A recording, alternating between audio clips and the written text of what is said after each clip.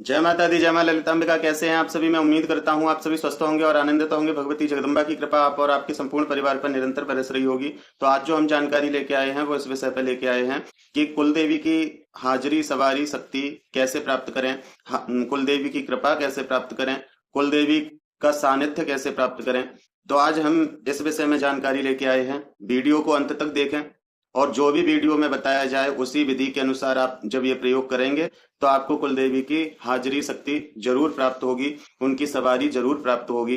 तो वीडियो को एक लाइक अवश्य कर दें, कमेंट में जय माता दी लिखें और चैनल पर पहली बार आए हैं तो चैनल को सब्सक्राइब कर लें, क्योंकि मैं ऐसी ही नई नई और रोचक जानकारी माँ ललितांबिका 03 चैनल पर लेके आता रहता हूँ। तो आइए वीडियो को शुरू करते हैं।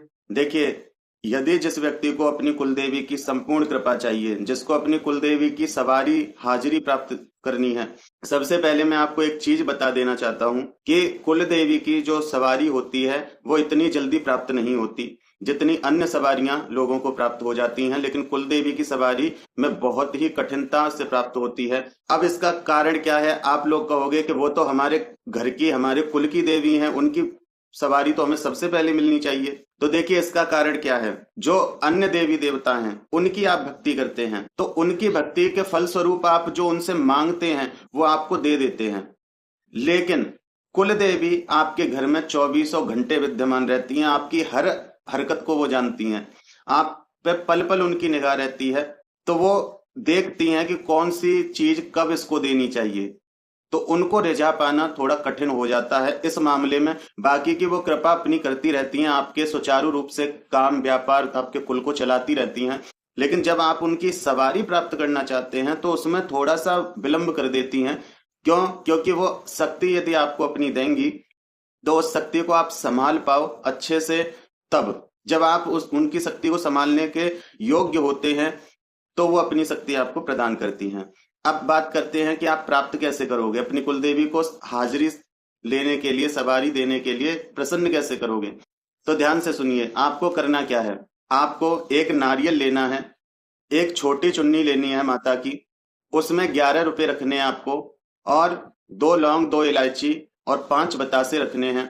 चुन्नी में नारियल रखिए, नारियल रखने के बाद 2 लौंग, 2 इलायची, 5 बतासे रखिए। इतना रखने के बाद आप उसमें 11 रुपए रख दीजिए और सबको सबको बांध लीजिए। और बांधने के बाद अपने हाथ में लेकर के कुलदेवी माँ से प्रार्थना करनी है कि हे माँ, हे कुलदेवी माँ, मैं आपकी सवारी प्राप्त करना चाहता हूँ या चाहती हूँ। हे माँ, मेरे ऊपर कृपा करें, मुझे इस योग्य बनाएं कि मैं आपके भार को सहन कर पाऊं, मैं आपकी शक्ति को संभाल पाऊं।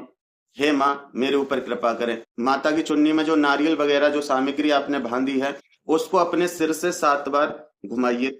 सिर से 7 बार घुमाने के बाद, मतलब अपने ऊपर 7 बार घुमाइए, चाहे ऐसे घुमा लीजिए चाहे इस तरीके से घुमा लीजिए। जब आप इस तरीके से घुमाएंगे तो फिर आपको अपनी कुलदेवी का स्थान पता होना चाहिए सबसे पहले। अब देखिए, यहाँ आपको कुलदेवी का ही नहीं पता, कुलदेवी की पूजा का ही नहीं पता और आप चाहते हो कि उनकी सवारी आ जाए, तो ऐसा असंभव है। ये प्रयोग मैं उन लोगों के लिए बता रहा हूँ जिनको अपनी कुलदेवी का पता है और वो समय समय पे पूजा भी करते हैं। तो आपको करना क्या है, वो जो चुन्नी में जो सामान बंधा है, जो आपने अपने ऊपर से 7 बार जिस सामान को उतारा है, नारियल, चुन्नी वगैरह जो भी है, उसको अपने कुलदेवी के दरबार में लेके जाइए।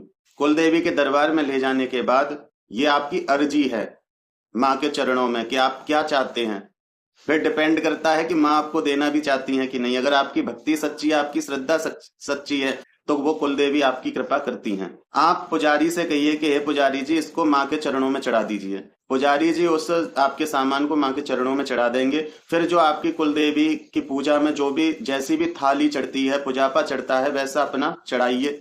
जो भी भेंट पूजा होती है वो भेंट पूजा कीजिए और वहीं बैठकर संकल्प लेना है आपको कि हे कुलदेवी माँ, मेरे ऊपर कृपा कीजिए और मैं 41 दिन के बाद जब आपके दरबार आऊं तो आपकी शक्ति मुझे प्राप्त हो, ऐसी मेरे ऊपर कृपा करें। और वहीं बैठकर आपको एक मंत्र का जाप करना है और माँ को बता देना है कि माँ, मैं आपके इस मंत्र से आपका 41 दिन तक जाप करूंगी या करूंगा आपकी सवारी प्राप्ति के लिए। मेरा मार्गदर्शन करें और मुझे आज्ञा प्रदान करें।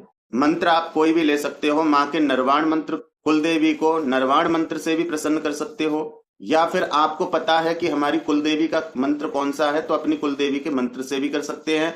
यदि आपको नहीं पता तो आप इस मंत्र से भी कर सकते हैं, ओम मम कुल देव्यै नमः, या फिर ओम मम कुल देवीभ्यो नमः, इससे कर सकते हैं। और वहीं माँ से प्रार्थना कराइए, जितनी भी माला आप रोज करें। अब ऐसा मत करना कि बोला है कि हम एक माला रोज करेंगे, तो इतने में आपका शरीर उस लायक नहीं बन पाएगा। पहले आप खुद को तपाना तो पड़ेगा, किसी की सवारी लेने से पहले अपने शरीर को इस योग्य बनाना पड़ेगा, अपने सभी चक्रों को एक्टिवेट करना पड़ेगा, उसके बाद ही तो सवारी शक्ति माँ देती हैं।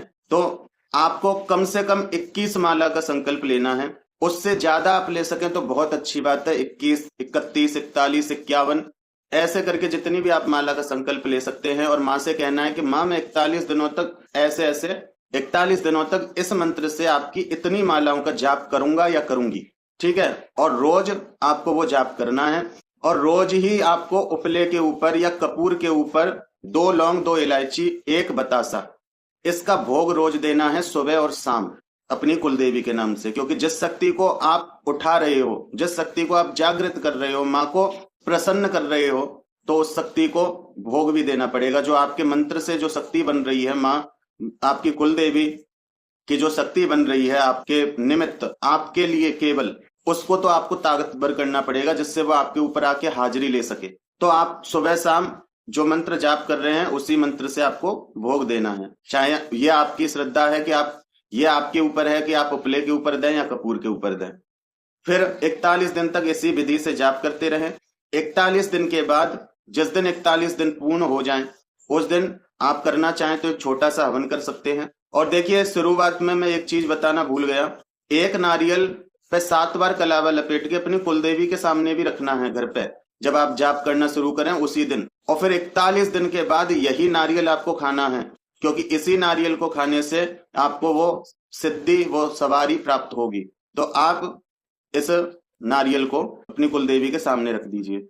अब आप 41 दिन जब हो जाएं तो आप एक छोटा सा हवन कर लीजिए इसी मंत्र से। वो आपकी श्रद्धा है, आप 1 माला हवन करेंगे या 2 माला हवन करेंगे, वो आपकी सामर्थ्य के अनुसार। फिर यह सब कुछ संपूर्ण होने के बाद आपको अगले दिन, मतलब 42वें दिन, आपको 9 कन्याओं को भोजन कराना है अपनी कुलदेवी के नाम से।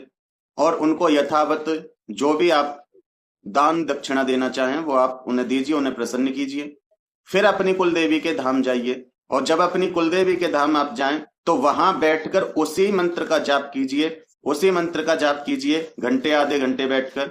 देखिए, माँ की सवारी आपको प्राप्त जरूर होगी, माँ की सवारी आपको आएगी। और इसी बीच यदि आपकी कुलदेवी का धाम या दरबार आपके नजदीक ही है, ज्यादा दूर नहीं है, तो आप जब तक आपका ये जाप चले तब तक हर सोमवार या जो भी आपकी कुलदेवी का दिन माना जाता है, या हर अष्टमी, आप अपने कुलदेवी के दरबार जाते रहें, तो आपको अपनी कुलदेवी की कृपा जरूर प्राप्त होगी।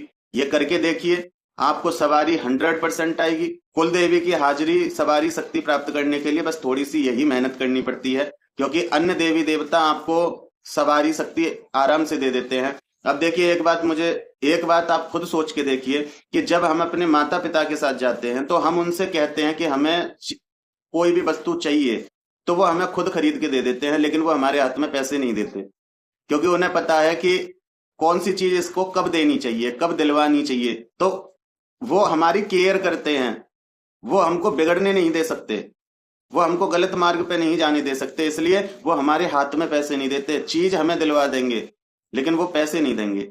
उसी प्रकार से कुल देवी का होता है कि आप जो मांगोगे वो करेंगी, आप अगर आपसे वो प्रसन्न है तो। लेकिन आपके हाथ में शक्ति इतनी आसानी से नहीं देती, क्योंकि वो नहीं चाहती कि मेरे कुल में कोई ऐसा हो जाए जो कि पूरे कुल को बदनाम कर दे, क्योंकि सब तरह के लोग हैं। एक व्यक्ति वो है जो अपनी कुलदेवी की कृपा प्राप्त करने के बाद लोगों का कल्याण करता है, जन कल्याण करता है, लोगों को भक्ति सिखाता है। और एक व्यक्ति वो है जो शक्ति प्राप्त करने के बाद अभिमान से चूर हो जाता है, जैसे दैत्य होते थे। तो कुलदेवी रिस्क नहीं लेती, क्योंकि यदि आप बिगड़ भी गए तो उन्हें मजबूरी में भी आपका साथ देना पड़ेगा, वो आपको छोड़ नहीं सकती, क्योंकि आप उनके कुल के बच्चे हो। तो इसलिए वो पहले आपको जांचती हैं अच्छे तरह से, वो परखती हैं आपको, और जब लगता है कि नहीं ये कुल का नाम करने वाला बच्चा है, तो वो आपको शक्ति अवश्य प्रदान करती हैं। आप ये प्रयोग करके देखिए, आप जरूर सफल होंगे। 100% कारगर उपाय है ये आपकी कुलदेवी की कृपा प्राप्त करने का। तो मैं उम्मीद करता हूं कि आप मेरे बताए हुए ही तरीके से इस प्रयोग को करेंगे। यदि आप अन्य किसी तरीके से करते हैं तो उसके आप जिम्मेदार हैं, लेकिन आप इस प्रकार से करेंगे तो 100% आपको कुल देवी की सवारी प्राप्त होगी। फिर मिलते हैं एक ऐसी ही नई जानकारी के साथ। अपना और अपने परिवार का ध्यान रखें, भगवान की भक्ति करें, निरंतर भक्ति करें, भक्ति पथ पर आगे बढ़ते रहें, क्योंकि आपकी भक्ति ही आपको श्रेष्ठ बनाती है, आपकी भक्ति ही आपको मोक्ष दिलाती है। जानकारी पसंद आई है तो एक लाइक अवश्य कर दें, कमेंट में जय माता दी लिखें और चैनल पर पहली बार आए हैं तो चैनल को सब्सक्राइब कर लें। फिर मिलते हैं एक ऐसी ही नई जानकारी के साथ। जय माता दी, जय मां ललितांबिका।